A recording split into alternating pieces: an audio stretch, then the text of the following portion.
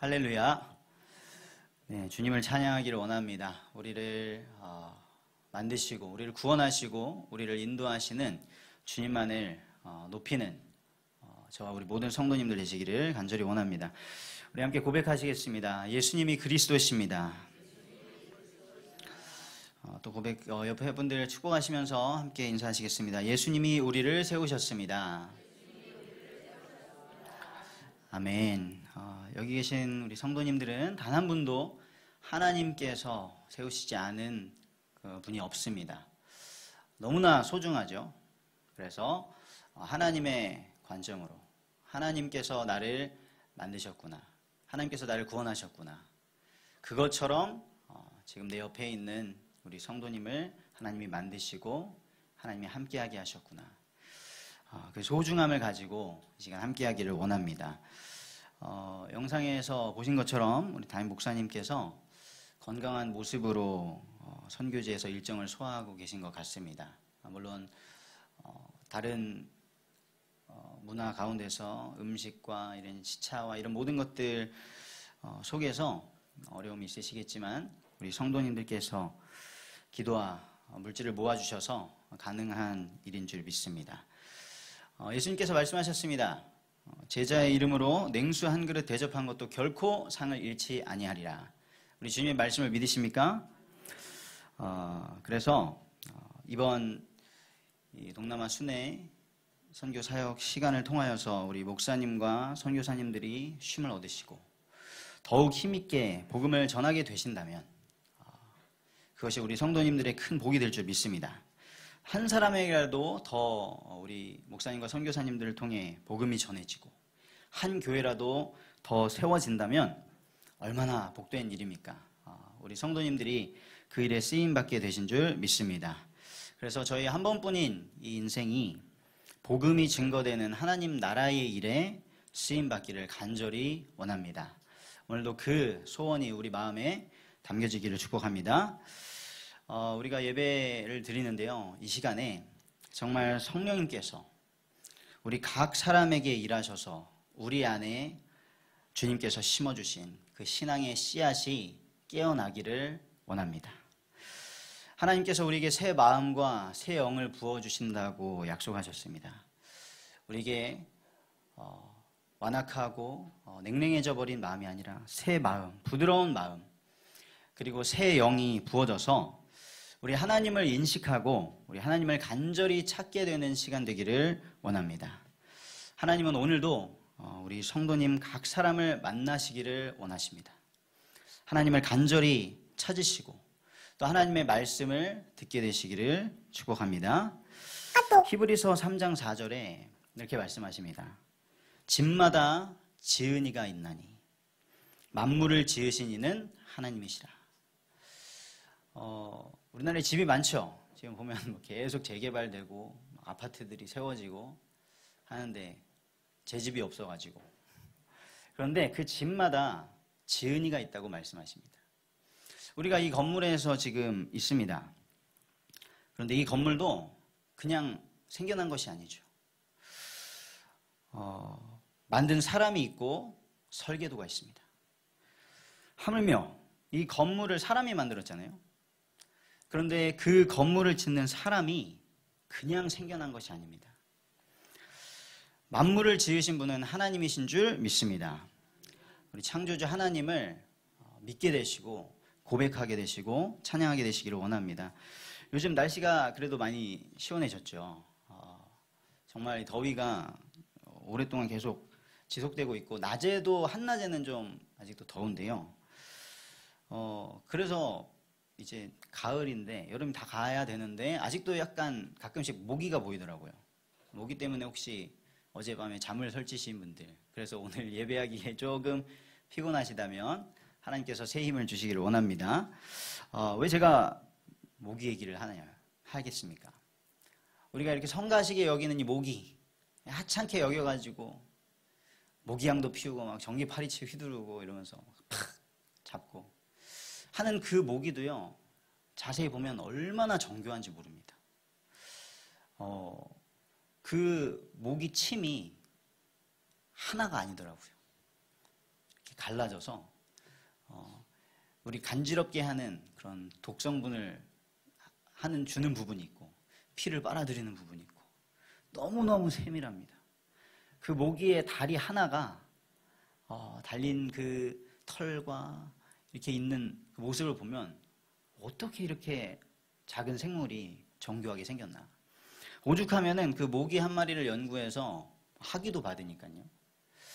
하나님께서 이렇게 너무나 정교하고 아름답고 완전하게 이 세상 천지 만물을 만드신 줄 믿습니다. 우리 사람은 하나님의 형상입니다. 하나님께서 하나님의 영을 주신 영적인 존재입니다.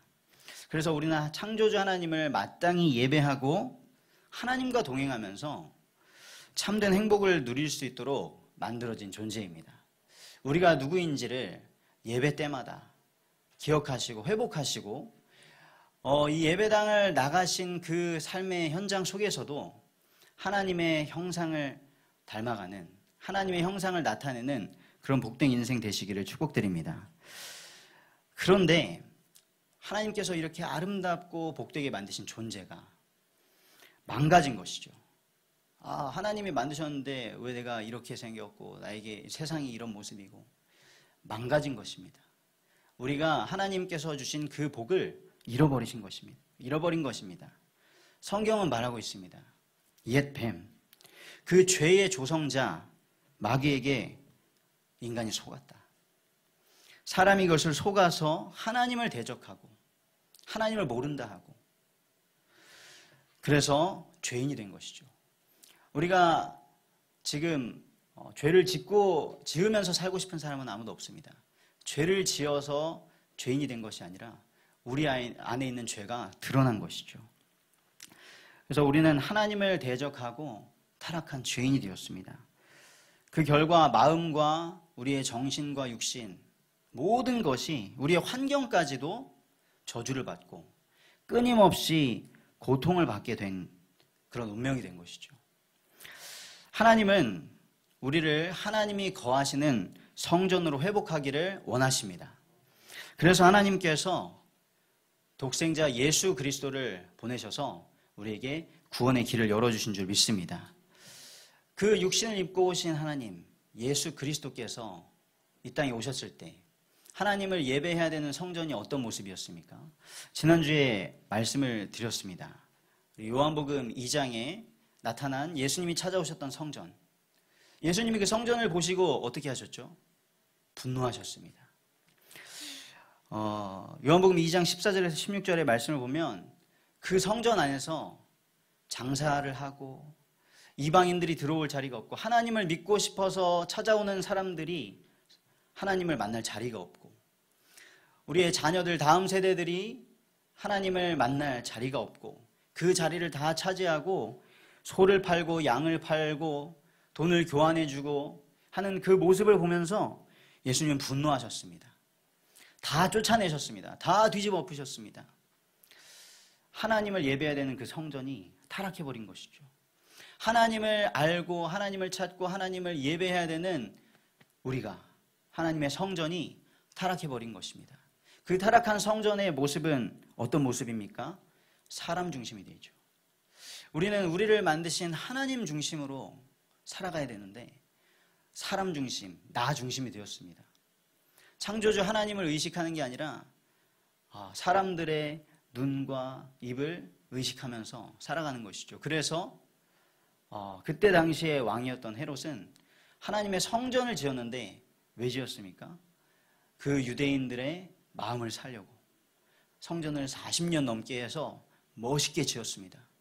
그런데 그 멋지게 지어진 성전이 하나님을 예배하는 본질을 잃어버리니 예수님께서는 오셔서 분노하시고 다 뒤집어 엎으셨습니다. 타락한 성전은 어떤 모습이었습니까? 물질 중심이 되어버렸습니다. 이 세상의 것 중심이 되어버렸습니다. 물질의 주인이 하나님이시고 우리에게 재물 얻을 능력을 주시는 분도 하나님이신데 그것을 다 잊어버리고, 그때 당시에 하나님을 제사해야 되는, 백성들을 가르치고 제사를 인도해야 되는 제사장들, 그 직분을 돈 주고 샀습니다. 돈 주고 샀으니까 그 사람들이 자기가 투자한 돈을 회수해야겠죠. 그러니까 짐승을 팝니다. 아무 짐승이나 제사에 쓰면 안 돼. 이 짐승을 써라. 돈 주고 팔고요. 돈 받고 팔고요. 그리고 헌금을 드리러 왔는데 곳곳에 흩어진 유대인들이 다른 화폐를 가지고 오면 그걸로 드리면 안 돼. 환전을 해주면서 수수료를 챙기고, 물질이, 장사하는 것이 이 세상에서 좋다고 하는 것, 왜 그렇게 돈을 탐하겠습니까? 돈이 있으면 많은 것을 할 수 있잖아요. 돈이 없으면 불편합니다. 근데 돈이 없으면 불행한 것이 아닙니다. 그것이 우리의 인생의 본질이 아닙니다. 하나님께서 우리에게 재물을 주시고 재물 얻을 능력을 주시는 분이시라는 것을 인식하시고 하나님께 나아가기를 원합니다. 그래서 예수님께서 그 성전을 정결하게 하셨습니다. 이 성전은 내 아버지의 집이다 말씀하셨습니다. 성전은 하나님의 집인 줄 믿습니다. 성전은 하나님이 주인 되셔야 되는 줄 믿습니다. 그래서 성전은 사람이 짓고 싶으면 짓고, 어떤 사람은 그런 얘기를 하더라고요. 내가 교회 잘 지어줄 테니까 와서 목사하라고. 저한테 한 말은 아니고요. 저는 부족해서 그런 사람은 안 붙는데, 교회 건물 딱 지어놓고 하면은 교회가 되는 거라고 생각을 하는 거죠. 우리 교회가 돈이 없으니까 많은 일을 하지 못하는구나. 그렇지 않습니다. 천지 만물이 하나님의 것이고 하나님께서 일하기로 작정하시면 역사가 일어나는 줄 믿습니다. 그래서 우리는 오늘도 하나님의 주권을 인정해야 됩니다. 오늘 나를 이 자리에 부르신 하나님의 주권을 인정하게 되시기를 바랍니다. 지난 한 주간 동안 많은 일들이 있으셨나요? 많은 감정들이 일어나고 많은 갈등들이 일어나고 그러셨나요? 하나님께서 정결하게 하는 작업을 하신 줄 믿습니다. 하나님께서 가정을 통하여서, 내 옆에 있는 사람을 통하여서, 내가 하고 있는 그 일을 통하여서 하나님께서는 그 모든 부분에 주인 되기를 원하십니다. 그래서 말씀하시는 것이죠. 드러내시는 것이죠. 그 주인을 바꾸어라.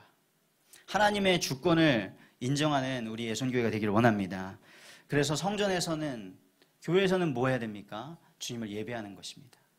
그리고 성전된 우리는 살아가면서 뭐 하시는 것입니까? 예배하는 것입니다. 그래서 그 비밀을 맛본 사람, 믿음의 사람들이 이런 책도 쓰더라고요. 공부는 예배다. 우리 학생들에게는 공부가 막 짐이고 힘들고 때로는 나를 드러내는 도구가 되고 그렇죠. 그런데 공부는 예배다 라고 하는 것이죠. 그래서 우리나라의 이 수능의 문화가, 대학 가는 입시 문화가 너무 강력해가지고 대학을 이제 막 준비할 때가 되면, 수능을 앞두고 그런 때가 되면은 예배하는 시간까지도 공부하는 데 투자를 해야 될 것 같은 그런 마음이 듭니다. 그때가 되면 또 그래도 되는 것 같은 그런 분위기가 만들어지기도 합니다.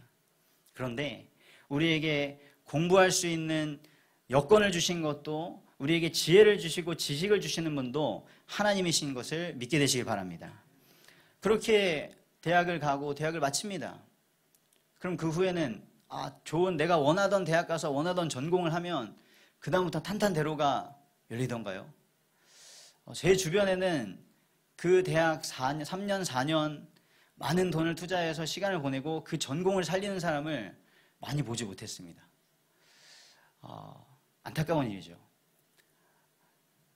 그래서 우리 다음 세대에게 분명한 것을, 진리를 전달해 주기를, 전수해 주기를 원합니다. 대학을 마치면 그 뒤에는 취직해야죠.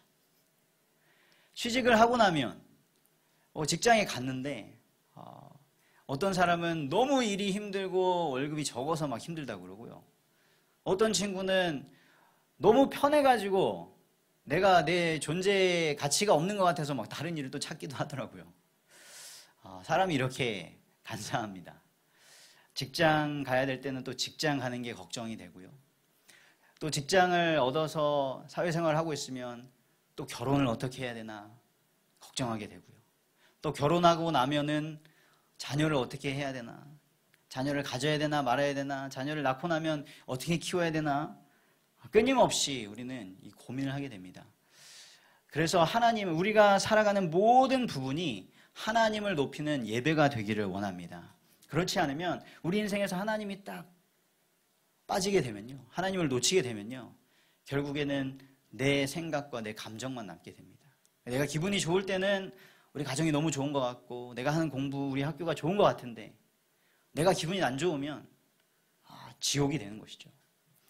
그래서 우리가 하는 모든 일에 하나님이 임재하시기를 원합니다. 하나님께서 우리에게 말씀하십니다. 우리에게 말씀을 주셨습니다. 이 말씀 안에 어떻게 살아가야 되는지, 무엇을 믿고 추구하고 따라가야 되는지 다 가르쳐주고 계십니다. 우리 예선의 모든 성도님들은 날마다 하나님의 말씀을 펴고 읽고 읊조리시고 지키는 복을 누리게 되시기를 축복드립니다. 그때에 하나님께서 우리에게 역사하시는 능력이 나타나겠죠. 하나님께서 우리를 치료하시고, 하나님께서 우리를 회복하시고, 우리를 통하여 또 다른 그 위기 가운데 있는 자들을 살리는 능력을 나타내실 줄 믿습니다. 예수님 믿고 우리의 병을 고치고 가난한 거를 해결하고 내가 하는 일이 잘 되고, 그것이 목적이 아닙니다. 하나님께서는 내가 만약에 그 어떠한 질환, 장애, 어려움을 가지고 있어야 내가 하나님께 나아갈 수 있고 교만하지 않을 수 있구나 하면 저에게 그것을 허락하실 것입니다. 그래서 신약 성경에 10권을 이상을 쓰고 그렇게 세계복음화에 쓰임 받았던 바울이 육체의 가시를 가지고 있었다 고백합니다. 그것이 어떤 사람은 간질이라고도 하고 눈이 아픈 안질이라고도 하고 여러 가지 얘기를 하는데요, 바울이 그것을 가지고 하나님께 간절하게 3번을 기도했지만 하나님께서 말씀하셨습니다. 내 은혜가 네게 족하다. 지금 우리가 가지고 있는 모든 상황과 환경들 하나님께서 허락하셨는데, 그것을 통하여서 하나님의 능력을 경험하시고 하나님의 말씀 듣게 되시기를 축복합니다. 만약에 하나님이 나의 주신 되시지 않고요, 하나님께서 나에게 주신 감사가 사라졌다, 하나님의 말씀이 기쁘지 않고 예배하는 것이 기쁘지 않고 하나님이 나와 함께 하시는 것을 원하지 않는다, 하나님의 낯을 피하게 된다, 그 모든 죄악들을 회개하게 되는 그런 축복이 우리 교회에 가득하기를 원합니다. 우리는 하나님께 나아가야 됩니다. 그리고 이 교회는 예수 그리스도의 생명으로 세워져야 될 줄 믿습니다. 어떤 대단한 사람들이 이 교회를 세워가는 것이 아니라요, 예수님이 주인 되셔서 우리가 우상으로 만들었던 모든 것들은 다 무너뜨리고 예수님이 부활하신 그 생명으로 우리 각자에게 역사하셔서 그 생명과 은혜로 이 교회를 세워가야 될 줄 믿습니다. 그래서 그 대단한 헤롯 성전에서 예수님 말씀하셨습니다. 이 성전을 헐어버려라. 내가 사흘 만에 다시 일으키겠다. 예수님은 그 건물을 말씀하셨던 게 아닙니다. 우리가 눈에 보이는 건물, 교회당, 지금 눈에 보이는 환경이 아니라 하나님께서 우리에게 주신 그 생명을 알게 되고 그 생명을 감사하게 되기를 원합니다. 그 생명력이 있을 때에 우리가 어디에 있든지 그냥 찬양이 좋은 노래가 되는 것이 아니라 주 예수와 동행하니 그 어디나 하늘나라, 이것이 참된 고백이 될 줄 믿습니다. 지난주에 말씀처럼요, 주님은 우리를 정결하게 하길 원하십니다. 지난 한 주 동안 하나님께서 허락하신 일 가운데 정결하게 하신 그런 일이 있다면 하나님께 감사하시고, 아직 해결되지 않은 그 부분이 있다면 하나님께서 지금 나와 우리 가정과 내가 처한 이 환경을 정결하게 하시는구나, 하나님께서 주인 되기를 원하시는구나 하면서 하나님께 모든 것을 맡겨드리는 그런 복된 시간 되기를 원합니다. 예수님께서 지난주에 말씀드렸던 것처럼 공적인 사역을 시작하시는데요, 첫 유월절에 성전에 가셔서 이렇게 성전을 정결하게 하시는, 우리는 그 성전이 모습이 올바른 모습이 아니었다는 걸 알기 때문에 예수님이 성전을 정결하게 하셨구나 라고 표현을 하지만, 그때 당시에 거기 있던 사람들은 예수님이 난동을 피우신 거죠. 갑자기 30대 젊은 청년이 오더니 이 집은 내 아버지의 집이다, 장사하는 집으로 만들지 마라 하더니 채찍을 만들어서 짐승을 내쫓고 돈 받고 있는 자들의 테이블을 뒤집어 엎으시고 동전을 다 엎으시고 다 내보내셨습니다. 이것은 그때 모였던 모든 온 이스라엘 유대인들에게 충격이 된 것이죠. 왜냐하면 유월절은 모든 흩어져 있는 유대인들이 다 성전에 모여서 절기를 지키는 날이거든요. 근데 그곳에서 예수님이 빵! 이 일을 터뜨리신 것입니다. 그래서 이스라엘 이제 모든 사람들은 특히나 이 기득권을 가지고 있던 사람들 다 이제 관심이 뭐냐? 도대체 저 예수가 누구냐? 도대체 저 예수가 누구야? 들어보니까 뭐 저 나사렛 동네에 저 시골 동네에 목수의 아들이래. 이렇게 들렸는데요. 그럼 저 사람이 도대체 뭐길래 이렇게 엄청난 일을 하는 거야? 뒷감당할 수 있는 거야? 이러면서 이제 예수님을 주목하기 시작했습니다. 그래서 이 뒤로 지금 공동체 성경 읽기로 복음서를 계속 읽어가고 있는데요. 이 복음서를 읽어가시면서 예수님이 누구신지를 우리 모든 성도님들이 깊이 알아가고 그 예수님을 만나게 되시기를 축복드립니다. 예수님께서 그 성전 사건 이후에, 성전 정결 사건 이후에 계속해서 한 2, 3년 동안 공적으로 많은 일들을 하셨습니다. 그렇게 한 3년 정도의 시간이 지나고 나서 오늘 마태복음 16장 본문의 말씀 상황이 온 거죠. 예수님께서 하신 많은 일들을 보았습니다. 기적을 보았고요. 예수님의 가르침들을 들었습니다. 그리고 나서 예수님이 물으셨습니다. 사람들이 다 나를 알게 됐는데 사람들이 나를 누구라고 하느냐? 사람들은 오늘 말씀처럼 예수님을 세례 요한이나 아니면 엘리야, 예레미야나 선지자 같다라고 말하고 있었습니다. 과연 예수님은 누구신가요? 사람들이 인식한 이 예수님이 하신 일은 다 맞습니다. 먼저 첫 번째입니다. 예수님은 세례 요한처럼 하나님께 사람들을 인도하신 선지자의 역할을 하셨습니다. 우리 요한복음 14장 6절의 말씀을 함께 고백하시겠습니다. 예수께서 이르시되 내가 곧 길이요 진리요 생명이니 나로 말미암지 않고는 아버지께로 올 자가 없느니라. 예수님께서 하나님 만나는 길이 되셨습니다. 세례 요한이 무엇을 했다고 말씀드렸었죠? 막 외쳤습니다. 회개하라. 천국이 가까이 왔다. 그러면서 사람들이 올 때에 자기가 그리스도라고 말하지 않고 내가 구원자가 아니야. 내 뒤에 오실 분이 있다. 모든 사람들을 죄를 회개하게 하고 예수님께로, 하나님께로 인도하는 역할을 했죠. 그리고 나서 예수님이 이제 사역을 시작하시고 나셔서 사람들이 예수님께로 막 가게 됐을 때 세례 요한의 제자들이 세례 요한에 묻습니다. 이제 사람들이 우리에게 오지 않고 예수님한테 갑니다. 예수에게 갑니다. 어떻게 하죠? 그러니까 세례 요한은 말하죠.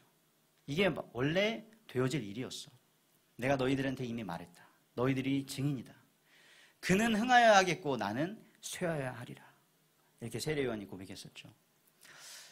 마치 그 세례 요한처럼 예수님께서 죄를 회개하라고 말씀하시고 죄인들을 찾아가시고 그리고 그들을 회복하시고 하나님께로 가는 길을 계속 열어주셨습니다.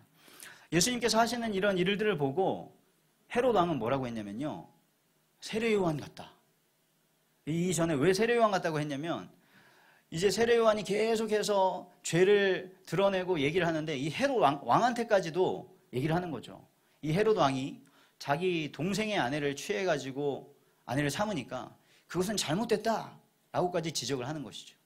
그랬더니 헤롯 왕이 이 세례 요한을 감옥에다 가뒀습니다. 그리고 나서 결국에는 세례 요한을 죽이는 일까지 벌어졌습니다. 그런데 예수님께서 막 이렇게 하시는 일들을 보니까 그 죽인 세례 요한이 지금 살아난 거 아니야?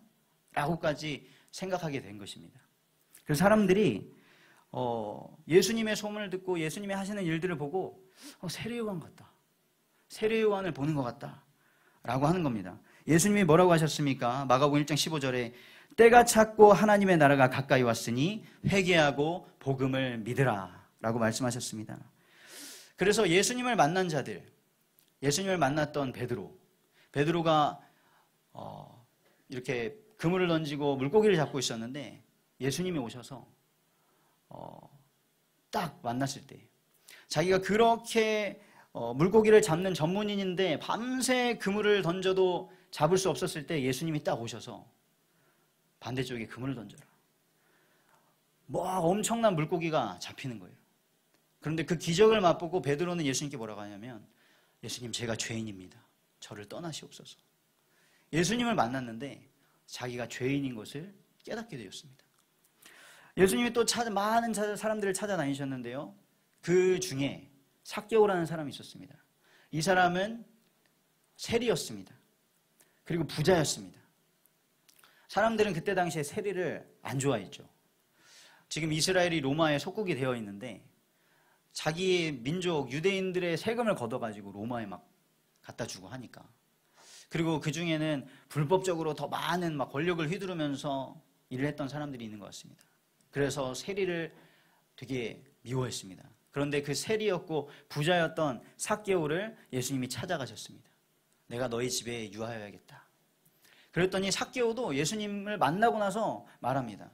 예수님, 제가 가난한 사람들에게 제 재산을 팔아서 나눠주겠습니다. 제가 부당하게 취한 것이 있다면 다 갚겠습니다. 예수님을 만났는데 죄를 인식하게 되고 그 죄 문제를 해결하기를 원하게 되는 마음을 얻게 되었습니다. 예수님께서 예루살렘과 유대와 갈릴리를 왔다 갔다 하시면서 사역을 하셨는데 그 유대와 갈릴리 사이에 사마리아 땅이 있었습니다. 유대인들이 찾아가지 않는 저주받은 땅. 너희들은 정통 유대인이 아니야. 다 이방인들과 피가 섞인 상종할 수 없는 자들이야.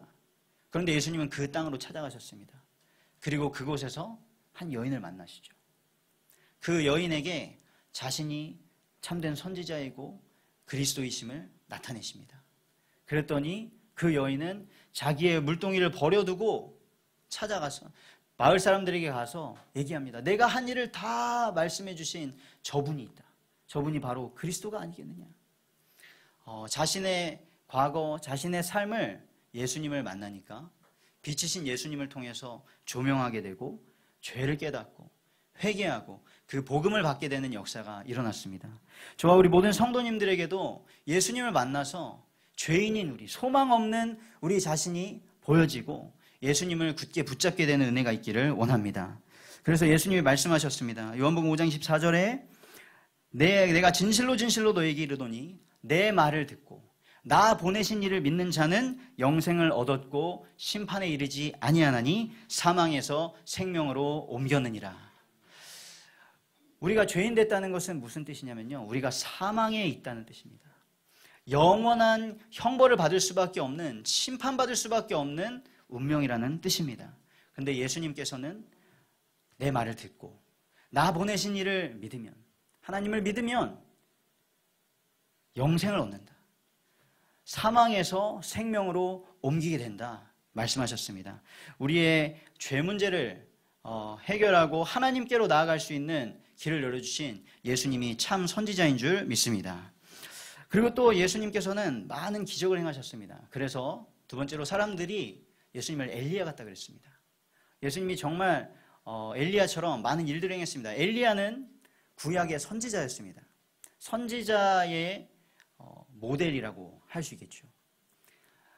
엘리야는 많은 기적을 행했습니다. 하늘에서 불을 내리기도 했고요. 3년 동안 비가 안 오게도 했고 비가 다시 내리게도 했습니다. 이런 엄청난 능력을 가졌던 선지자가 엘리야입니다. 그런데 예수님께서 무슨 일을 하셨습니까? 우리 누가복음 9장 1절의 말씀을 함께 고백하시겠습니다. 예수께서 12 제자를 불러 모으사 모든 귀신을 제어하며 병을 고치는 능력과 권유를 주시고, 제자들에게 이 능력과 권유를 주셨습니다. 그 말은 예수님이 이 능력을 가지고 계셨다는 뜻이죠. 예수님께서 많은 기적들을 행하셨습니다. 제자들과 함께 있는데 배를 타고 강을 건너가는데, 호수를 건너가는데 어마어마한 풍랑이 일어납니다. 죽을 것 같이 두려움에 휩싸입니다. 예수님 도와주십시오. 그래 예수님이 주무시고 계셨는데 일어나시더니 이 바다와 파도를 꾸짖으시는 겁니다. 잠잠하라. 예수님이 잠잠하라고 하니까 잠잠해졌습니다. 예수님은 그 자연도 다스리시는 능력이 있으셨지요. 그리고 예수님은 모든 병자들을 낫게 하셨습니다. 그래서 나중에는 막 수만 명의 사람들이 몰려왔다고 합니다. 어떻게 하면 예수님께 가서 나을 수 있을까? 온 무리가 예수님을 막 만지려고, 예수님을 만지기만 해도 내가 나을 수 있을 거야. 그래서 예수님을 찾아온 어머니도 가족들도 예수님께 가까이 갈 수가 없을 정도로 사람들이 많이 왔습니다. 이렇게 성경 기록하고 있습니다. 능력이 예수께로부터 나와서 모든 사람을 낫게 하였다. 예수님은 이렇게 병자들도 나면서부터 병자된 자이든지 저주를 받은 자이든지 어떤 자이든지 다 고치셨습니다. 그래서 우리가 기억나는 그런 병자들만 조금 생각해봐도 나병 걸렸던 환자들, 중풍병에 걸렸는데 움직이지 못하니까 친구들이 지붕을 뜯고 내려보낸 그 중풍병자, 안진뱅이, 눈먼 자, 귀신 들린 자, 이런 모든 자들을 예수님께서 다 고치시면서 능력을 나타내신 것이죠. 그리고 예수님은 가난한 자들을 찾아가셨습니다. 그리고 가난한 자들을 먹이셨습니다. 음식도 먹이셨는데 그 가난한 자들을 가르쳐 주셨죠. 그래서 요한복음 6장에 모든 복음서에 나타난 오병이어의 기적, 떡 5개와 물고기 2마리로 5,000명을 먹이신 기적, 그런 기적들을 행하시면서 굶주린 자들을 불쌍히 여기시고 먹여주셨습니다. 그리고 이 모든 능력을 넘어서 예수님은 죽은 자를 살리기까지 하셨습니다. 달리다 굼 하면서 어린 소녀를 살리기도 하셨고요. 그리고 이미 죽어서 무덤에 3일 있던 나사로를 찾아가셔가지고 나사로야 나오라 하시면서 그 죽은 자를 살리기까지 하셨습니다. 예수님은 이렇게 능력이 있으신 분이었습니다. 그래서 사람들이 저분은 엘리야 같다. 사람들이 이 예수님께서 기적을 행하시는 것들을 보시면서 그 오병이의 기적 떡을 먹고는 예수님을 왕으로까지 만들려고 했습니다. 예수님께서 이런 능력을, 모든 것을 다스리시는 능력을 나타내실 수 있었던 것은 예수님이 참된 왕이셨기 때문입니다. 그리고 예수님은 또 어떤 일을 하셨습니까? 세 번째로 예레미야처럼 죄인들을 불쌍히 여기시고 그 죄인들의 죄를 사해 주시는 제사장의 역할을 하셨습니다. 마가복음 10장 45절은 이렇게 말합니다. 인자가 온 것은, 내가 온 것은 섬김을 받으려 함이 아니다. 많은 사람들을 섬기려고 왔다. 어느 정도까지 섬기냐? 자기의 생명을 많은 사람들의 대속물로, 그들의 죄값을 치르는 대속물로 주려고 오셨다고 말씀하셨습니다.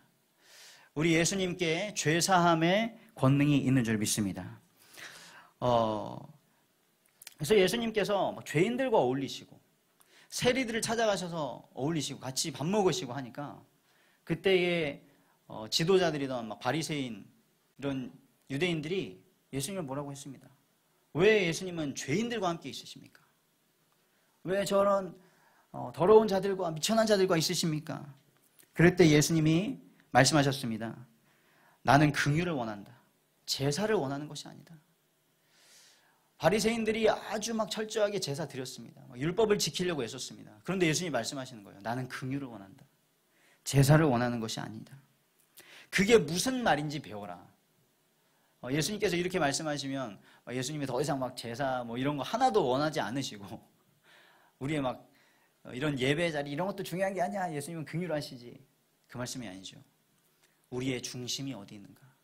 너희들이 그렇게 열심히 절기를 지키고 규례들을 지키고 하는데 안식일을 지키고, 그러니까 예수님께서 병자를 고치셨는데 안식일에 고치시고 안식일에 일을 하신 거예요.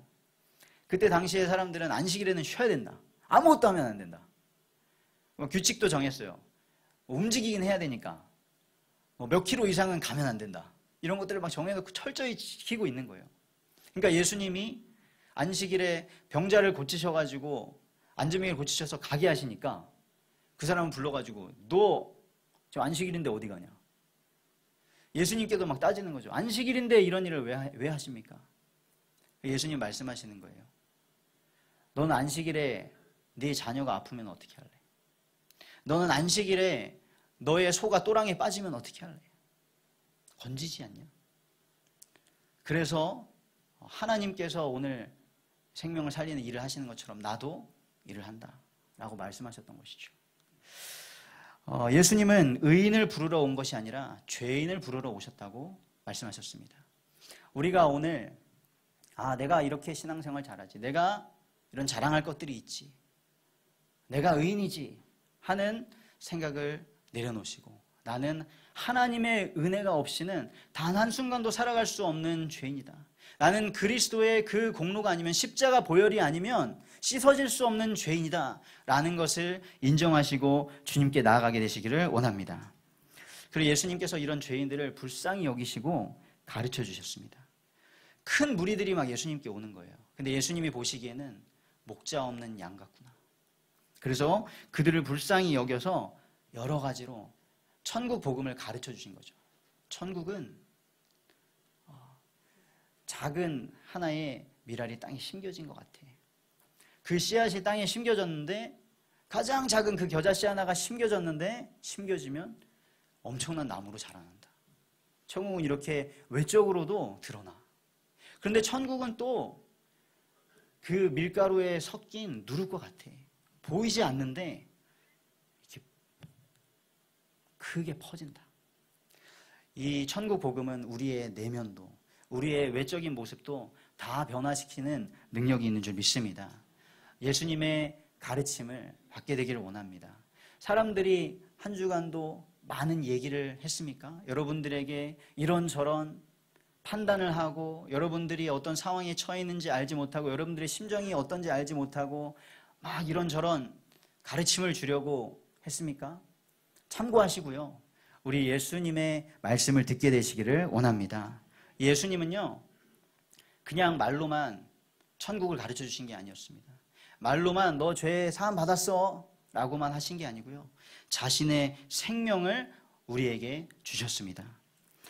그래서 이렇게 말씀하셨습니다. 내 살을 먹고 내 피를 마시는 자는 내 안에 거하고. 예수님께서 십자가에서 피 흘리신 그 죽음이, 예수님께서 모든 살이 다 찢어지신 그 고난과 죽음이 나를 살리는 일이라는 것을 우리가 믿을 때에 주님께서 우리 안에 거하시는 줄 믿습니다. 그 자는 내 안에 거하고 나도 그 안에 거하나니 말씀하셨습니다. 우리 살아계신 하나님께서 예수 그리스도를 보내셨다고 말씀하셨습니다. 우리 예수님이 이 땅에서 말씀하셨습니다. 내가 아버지로 말미암아 사는 것이다. 그리고 너희들이 나를 먹으면, 나를 믿으면 나로 말미암아 너희들이 살 것이다 말씀하셨습니다. 오늘도 우리가 이 땅에 살아가면서 예수 그리스도의 생명으로 살아가게 되기를 원합니다. 결론입니다. 예수님께서 이렇게 세례 요한과 엘리야와 예레미야와 같은 일들을 행하셨습니다. 그런데 우리 함께 고백하시겠습니다. 주는 그리스도시요 살아계신 하나님의 아들이시니이다. 아멘. 주 예수님이, 우리 예수님이 우리의 주인 되셔야 됩니다. 그 주 예수님이 그리스도이십니다. 이것을 고백하는 그 자들을 통하여서 주님께서 교회를 세우시는 것이죠. 그래서 예수님께서 제자들에게 사람들이 나를 누구라 하느냐? 사람들이 예수님을 세례 요한 같다고, 엘리야 같다고, 예레미야 같다고, 선지자 같다고 말합니다. 그래? 그럼 나와 동행한 너희들은 나를 누구라고 하느냐? 우리에게 예수님이 그리스도시라는 고백이 날마다 매 순간 나오기를 원합니다. 그 고백을 한 베드로에게 말씀하셨습니다. 너는 갈대와 같이 흔들리는 시몬이잖아. 그렇지만 너는 이제 베드로다. 베드로가 얼마나 많이 흔들렸습니까? 마태복음 16장에서 예수님께 예수님이 그리스도십니다 이렇게 고백해놓고 그 다음 장에서 예수님이 막 변화되시는 모습을 보이시고 능력을 보이시니까 예수님 여기에 우리 같이 살면 안 됩니까? 예수님이 십자가 지셔야 되는 거 말씀하시니까 예수님 그렇게 되시면 안 됩니다. 그래서 예수님한테 욕먹습니다. 사탄아 내 뒤로 물러가라. 우리가 예수님을 오늘도 그리스도로 믿게 되기를 원합니다. 그럴 때에 우리를 반석으로 만드신다고 하셨습니다. 그 갈대같이 흔들리는 시몬을 베드로 반석으로 만드셨습니다. 그리고 예수님 말씀하셨습니다. 이 반석 위에 내가 내 교회를 세우리라. 하나님이 절대 주권을 가지시고 저 우리 모든 성도님들을 예수 그리스도를 고백한 그 모든 사람들을 통하여서 교회를 세우실 줄 믿습니다. 이 교회는, 주님이 세우신 교회는 절대 무너지지 않습니다. 흑암의 세력은, 이 원수 마귀 사탄은, 창세기 3장에서부터 끊임없이 속이고 공격해온 마귀 사탄은 지금도 우리를 공격하죠. 우리가 예배하지 못하게 하고요, 우리가 하나님께 감사하지 못하게 하고 하나님을 인식하지 못하게 합니다. 이 주일날, 일주일에 한 번 예배하러 오는데요, 이 주일날 아침에 뭐가 그렇게 준비가 잘 안 됩니까? 혹시 그런 거 경험해 보시지 않았습니까? 저는 예전에 주일날만 되면 머리가 안 만들어지는 거예요. 그래가지고 머리를 나름대로 좀 멋있게 하려고 만졌는데 막 떡지고 안 되고, 시간 없는데 주일날만 되면 넥타이가 잘 안 매지는 거예요. 시간 없는데. 이렇게 사소한 것으로도 방해하고요. 이거 우스갯소리고. 여러분들도 오늘 예배 자리에 나오시는데 어떤 마음이 드셨습니까? 예배로 간다. 가서 찬양해야지. 가서 주님의 말씀 듣고 주님을 높이고 주님께 기도해야지. 우리 모든 성도님들과 함께 교제해야지. 이런 마음이셨습니까? 아니면 온갖 갈등과 여러 가지 번민이 가득하셨습니까? 마귀 사단은, 흑암의 세력은 지금도 우리를 방해합니다. 우리가 예배하지 못하게, 믿음으로 모이지 못하게, 또 흩어지는 그곳에서 주님을 나타내지 못하게 방해하고 있습니다. 그러나 예수님 말씀하셨습니다. 예수를 그리스도로 고백한 그 반석 위에 세워진 교회는 음부의 권세가 이기지 못하리라. 그 예수 그리스도를 믿게 되시기를 바랍니다. 그리고 우리에게 권세까지 주셨습니다. 천국 열쇠를 주겠다. 이 천국 열쇠를 가지고 네가 이 땅에 있는데 땅에서 무엇이든지 풀면 하늘에서도 풀리고, 땅에서 매면 하늘에서도 매일 것이다 말씀하셨습니다. 이것은 도깨비 방망이가 아닙니다. 내가 기도했는데요, 천국 열쇠 주셨다고 해서 내가 기도했는데 이거 안 주시던데요. 하나님과 깊이 소통되시기를 바랍니다. 하나님의 은혜를 알고 나면요, 내가 나 이거 갖고 싶어요, 나 이런 소원이 이루어지고 싶어요가 아니라, 하나님께서 저를 구원하셨는데 하나님이 원하시는 것이 무엇입니까? 하나님, 그 일을 제가 있는 이곳에 이루어 주시옵소서. 거기에 천국 열쇠를 사용하게 되는 것이죠. 지금도 예수님을 만나지 못하게 방해하고 있는 그 이전 왕 마귀 사탄이 하는 일을 다 묶어버리는 것이죠. 우리의 입술을 통하여서 이 천국 열쇠를 사용하시고 하늘의 신령한 복을 다 받으시고, 또 내일부터 흩어지시는 그 모든 현장에, 우리가 돌아가는 그 가정에 하나님의 교회를 세우기를 간절히 축복합니다.